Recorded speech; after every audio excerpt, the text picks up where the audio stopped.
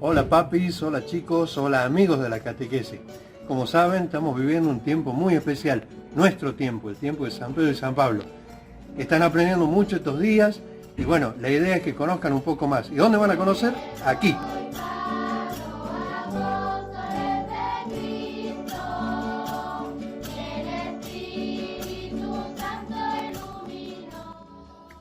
¿Ustedes saben si San Pedro era casado o viudo? Bueno, en el Evangelio se habla de cuando su suegra enfermó y Jesús la sanó, pero no nos confirman si él tenía esposa o si estaba viudo. Pero de lo que sí estamos seguros es de que cuando en las Escrituras mencionan y dejándolo todo, lo siguieron, es porque literalmente dejaron todo cuanto tenían.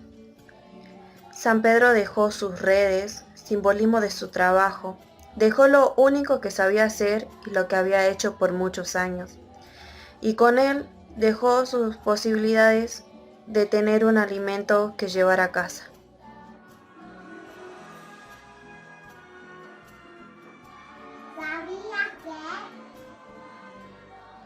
San Pedro era muy terco, era como el listito de la clase al que le gusta hacerle preguntas al profesor solo para responderse a sí mismo en voz alta, seguido de su propia pregunta. En Mateo 18:21, Pedro pregunta a Jesús: Señor, ¿cuántas veces tengo que perdonar?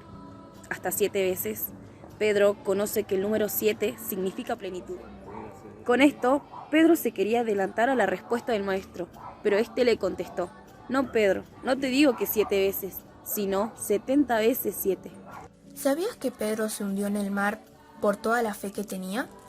En Mateo capítulo 14, versículo 25, encontramos el pasaje cuando Jesús caminaba por las aguas y que Pedro lo hace después que él para acercarse al maestro. Pero el viento seguía muy fuerte y Pedro, con miedo y hundiéndose, le gritó a Jesús: Señor, sálvame. Podríamos pensar que Pedro se hundió por falta de fe, pero fue todo lo contrario. ¿Quién más que él se había lanzado al mar para ir al encuentro del maestro? Toda la fe de Pedro se maximizó en este salto al mar. Era el maestro quien le había dicho a Pedro: ven, y él lo había obedecido. Estaba caminando sobre las aguas. Si se comenzó a hundir, fue al menos por ser el único que dio ese salto de fe hacia el mar. ¿Sabías que San Pedro solo necesitó 3 minutos para convertir a 3000 almas? Sí, Pedro en su primer discurso, luego de la ascensión a los cielos de Jesús, necesitó solo 3 minutos para convertir 3000 almas esa mañana. Y en esos 3 minutos solo habló del señorío de Jesús. Por lo tanto, Pedro tenía gran poder de palabra. ¿Sabías que, así como el buen pastor da la vida por sus ovejas, Pedro entregó su vida por el rebaño? El mismo Señor había anunciado que Pedro moriría por su fe, glorificando con su muerte a Dios, y fue así que Pedro murió en Roma, crucificado boca abajo, después de haber sido encarcelado por el emperador Nerón.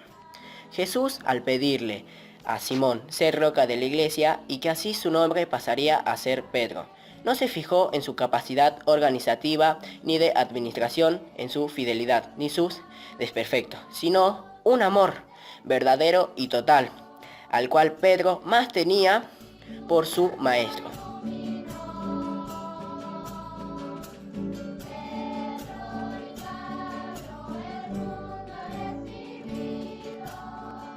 Pablo estaba convencido de su encuentro con Jesús. Fue tanta su seguridad en la llamada propuesta por Jesús de predicar su resurrección, que empezó a predicar sin haberse reunido aún con los apóstoles, los que habían conocido a Jesús personalmente. Recién, después de 3 años, sube a Jerusalén a conocer a Pedro y a otros apóstoles. ¡Cuánta valentía! No callaba nada a la hora de corregir. Se animó a corregir a Pedro, el líder, la piedra de la iglesia. La carta a los Gálatas nos relata una corrección que le hizo cuando Pedro, para ser bien visto por los judíos convertidos al cristianismo, empieza a distanciarse de los judíos con quienes había compartido la comida. Pablo no tiene pelos en la lengua y le reprocha: si tú, siendo judío, vives como gentil y no como judío, ¿cómo fuerzas a los gentiles a vivir como judíos? Una de las tantas correcciones que se encuentran en sus cartas a los Gálatas. Lo podrás encontrar en el capítulo 2, versículo 11 y 14.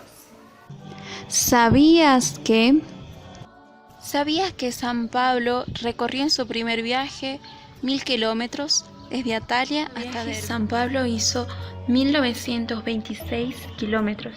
Y en su tercer viaje San Pablo recorrió 1700 kilómetros. San Pablo recorría todas sus misiones en barco o a pie.